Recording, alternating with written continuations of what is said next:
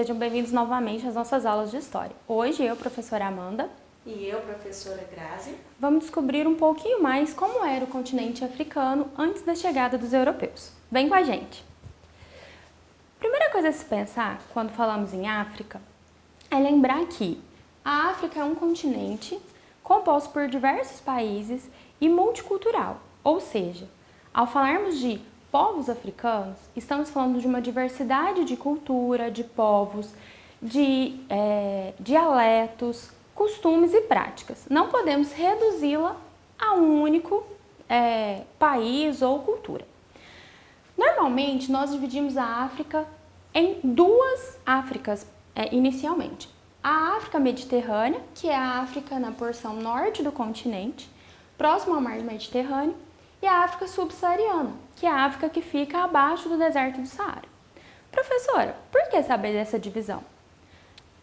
O norte da África, ou a África saariana, mediterrânea, é uma África que tem um predomínio da cultura islã e é uma África mais branca, ao passo que a África subsaariana é composta por uma diversidade de grupos étnicos muito grande e é uma África mais negra e até mesmo mais pobre em virtude da exploração que ocorreu nessa porção do continente. Então, o que eu quero que vocês levem dessa aula é que existem várias Áfricas dentro da África, que existe uma pluralidade cultural que precisa ser respeitada e considerada ao pensar no continente africano. Vamos falar um pouquinho agora de alguns reinos, igual a professora Amanda estava falando, que se desenvolveram aqui no continente africano. O primeiro que nós vamos falar hoje é o reino de Gana, que surgiu por volta do ano 300, teve um auge de 700 e ele vai ficar mais ou menos até 1240. O que a gente precisa de saber? A palavra Gana, se a gente for traduzir ela, significa o quê? Chefe guerreiro. Para vocês terem noção, era um lugar tão grande que a capital chegava até mais ou menos 15 mil pessoas. Por que eu estou falando isso? Para vocês perceberem a extensão, a grandiosidade desse reino. Era um reino, se a gente for pensar, que não tinha saída para o mar. E era um reino também, como ele estava mais no interior, ele tinha que se desenvolver de outras formas, né? E uma das formas que eles vão desenvolver é em cima da exploração de alguns produtos que eles tinham. E um dos produtos que eles comercializavam era o ouro. E olha que interessante, esse ouro, com o passar de tempo, à medida que eles vão tendo contato com esses povos do deserto e usam o camelo como meio de transporte, eles conseguem então trocar produtos, né? Então, produtos da agricultura, marfim e o ouro por outros produtos que eles necessitavam. E esse ouro que chegava aqui nos árabes, eles eram o quê? Fundidos e se tornavam moedas. Era uma região politeísta. O que significa politeísta? Eles acreditavam em vários deuses. E geralmente esses deuses estavam relacionados a elementos da natureza, tá? E aí o que a gente percebe nesse cenário do reino de Gana? Apesar dessa troca comercial e esse contato com outros povos, depois a professora Amanda vai falar sobre um deles, que tinha outras religiões, eles se mantêm firme na religião politeísta. Eles não aceitam essa aculturação vinda de fora. E aí o que vai acontecer? O ouro, gente, com tanta exploração, vai acabando, vai diminuindo. E um problema que eles vão ter vai ser o quê? Como eles mantêm-se firme na religião politeísta, outros povos que tinham e seguiam a religião do islamismo vai invadir a região e aí consegue dominar esse grupo. Então, o que é importante saber sobre o reino de Gana? Então, era um reino grande, ele trabalhava com vários produtos ali que tinham na terra deles e eles comercializavam com outros povos. E isso, aos poucos, fez com que o comércio fosse crescendo e desenvolvendo. Como a professora Grazi disse, há uma troca, né, de cultura e até mesmo uma conquista entre esses povos. Agora nós vamos falar sobre o Reino de Mali. O Reino de Mali se desenvolveu exatamente aonde era o Reino de Gana.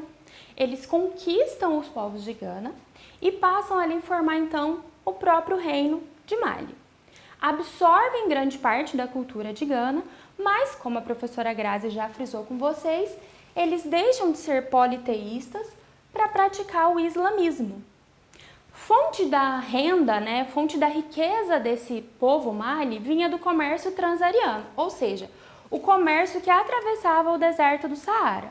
Nesse comércio, o mais comum era o comércio do sal, o comércio de noz de cola, que eles utilizavam ali tanto na porção sul quanto na porção norte da África. Eles também comercializavam escravos e marfim. A riqueza advinda desse comércio enriquecia o rei do Reino de Mali, que era o Mansa, né? O grande líder deles recebia esse nome. E outro aspecto cultural importante deles ao passo que eles vão enriquecendo com esse comércio, a cidade capital deles, que é Timbuktu, ganha força.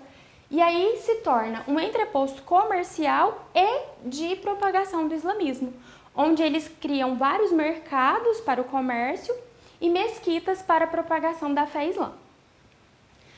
Não só desse comércio eles viviam, mas os povos que não eram ligados ao Mansa iam viver tanto da criação de animais, camelos, e cavalos e outros animais, como cabras, como também de artesanato, produção têxtil, né, as roupinhas que eles fabricavam a partir do que eles produziam,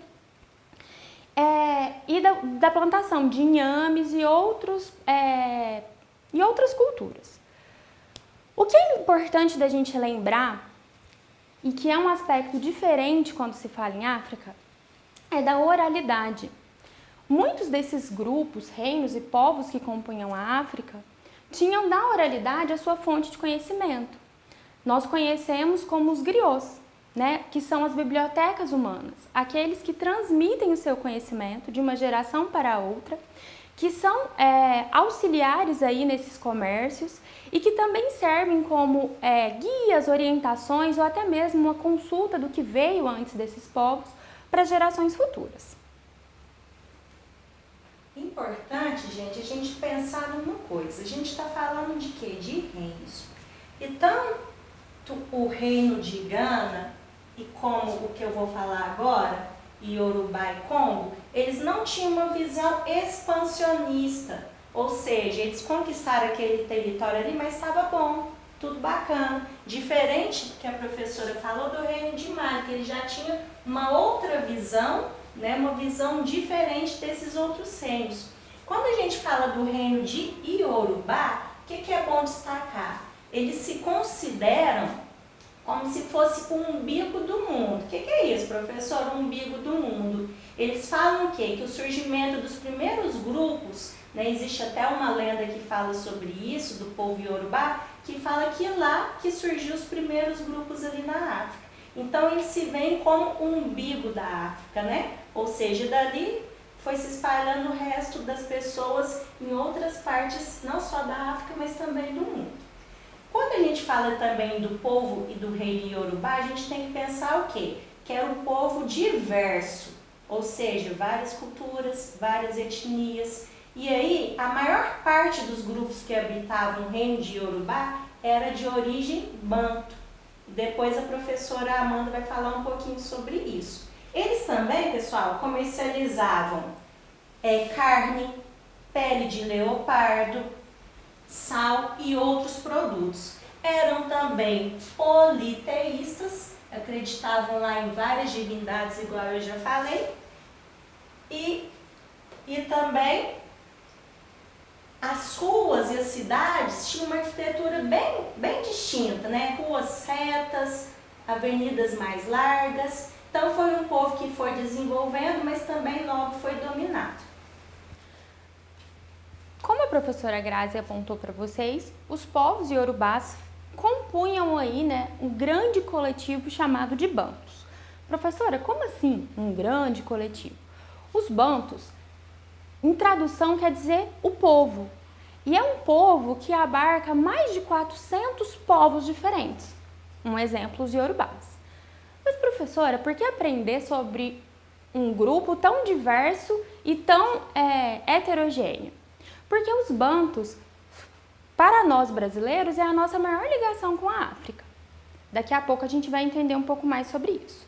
Mas só para dar uma situada, os bantus, acredita-se que eles surgiram ali na porção onde seria Camarões, Nigéria, e foram se espalhando pela África, formando aí vários reinos e povos distintos, com muito mais de 400 dialetos diferentes, e com cada um com a sua forma de se organizar política, culturalmente, mas tendo um fator em comum, a prática da agricultura. Além da agricultura, todos eles tinham em comum o tronco linguístico, que é o tronco linguístico banto. E foram desses grupos bantus que foram trazidos os escravos durante mais de 200 anos para o Brasil. Então, durante ali os primeiros 200 anos da escravidão, quase todos os escravos trazidos eram de origem banta, ou seja, eram de algum desses grupos que compunham o que nós chamamos de banto, iorubás e outros povos. Por isso que eu falo que o grupo banto é a nossa maior ligação com a África. Forma de expressar isso está na nossa linguagem, no nosso samba, pagode, na nossa música popular brasileira, que vai trazer instrumentos bantus, que vai trazer hábitos bantus para espiritualidade, religiosidade, hábitos bantus para a nossa parte cultural, musical e principalmente para o nosso idioma. Eu trouxe para vocês verem um dicionário banto. Percebam a quantidade de palavras que temos aqui nesse dicionário, parece um livrinho. Todas essas palavras utilizadas por nós como caçula, caçarola, quilombo, moleque, cafuné, são todas palavras de origem banta, que vieram lá da África junto com os escravos para o Brasil. Pessoal, agora vamos falar um pouquinho de Congo, do Reino de Congo. E olha uma curiosidade interessante, esse reino ele vai desenvolver no mesmo período em que Portugal ali já estava se tornando um Estado Nacional e estava desenvolvendo as expedições marítimas que nós falamos na aula anterior. E olha para vocês verem, eles estão mais próximos do litoral e também eles tinham no seu território um rio. E esse rio, de certa forma, vai possibilitar não apenas o transporte, mas também a comercialização. O que é interessante a gente falar do Reino de Congo? Com essa aproximação, e a gente lembra a aula passada, né? Dos portugueses, né? Que eles precisavam de fazer o périplo africano. Então, à medida que eles foram contornando a África, eles foram entrando em contato com esses povos africanos. E aí, esse contato fez com que um dos reis de Congo ele adotasse então o catolicismo. Por que o catolicismo? Porque ele pensou assim, eu vou tirar vantagem dos portugueses. Eu vou, lógico, seguir a religião deles, mas em contrapartida eu estou com outra intenção, estou com outro objetivo. E essa foi a ideia, mas não deu muito certo não, tá? E aí o que acontece? Esse contato, de certa forma, além deles trocarem produtos ali com os portugueses, eles também vão começar a trocar escravos. Lembra que a professora Amanda falou que muitos desses africanos vieram para o Brasil? E foi nesse contato, então, com esses portugueses, com esses traficantes, que muitos africanos vieram, então, para o nosso país. Então, não tem como a gente falar assim, vamos estudar sobre o Brasil, sem a gente falar da África. Porque a gente tem lá, vamos dizer assim, um pé que nos liga, né? Uma linha que nos liga a esse povo. Ou seja, é cultura, igual a professora Amanda falou, a questão física também. Então, o Brasil, pessoal, é um país mais rico em diversidade, porque aqui a gente tinha já o índio, o branco e o negro. Então, imagina essa junção, deu o que resultou nosso, né? Essa diversidade, essa pluralidade de brasileiros. É importante, para complementar a fala da professora Grazi, que nós brasileiros vivemos em uma sociedade que é mais de 50% negra. E é uma consequência desse processo português-África escravo. Por isso é impossível estudar Brasil sem estudar a África. Nos vemos na semana que vem. Pessoal, e fica a dica, hein? Isso daqui que a gente falou é só um pouquinho. É o mínimo possível. Tem mais coisas que vocês podem aí descobrir e desvendar. Até a próxima!